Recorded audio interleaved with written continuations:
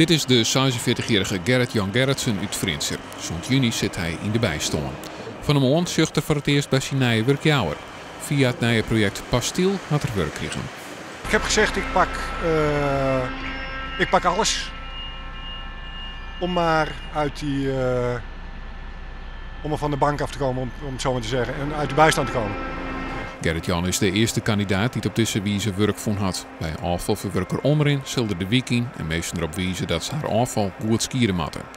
Hij moest eerst in een kas werken om zijn uitkering te houden. De afgelopen 3 maanden heb ik in tomaten gezeten. Dat moet. Je doet niet niks, om het zo maar te zeggen. Ik doe dit liever. Lekker buiten. Dan zit je de hele dag maar in die kassen.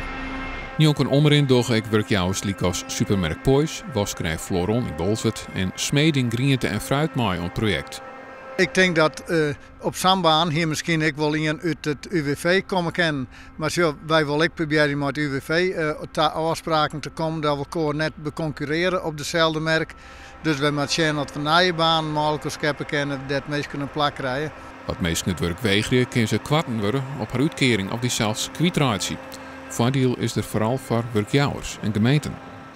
Ja, de gemeenten die worden zelfs verantwoordelijk voor de bijstandsuitkeringen. En dat weer nooit zo. Hoe meer mensen uitstremen, hoe beter het is voor de financiën van een gemeente. Dus elke gemeente heeft er ook belang bij dat het goed gaat. De pilot wordt het eerst een jaar. Het doel is dat de deelnemers uiteindelijk een echte baan vinden. Gerrit-Jan treft het. Na 1 mei heb je een jaarcontract en dat is gewoon betaald. Dan heb je het eigenlijk al heel gauw heel goed voor elkaar. Ik ben er ook zeer blij mee.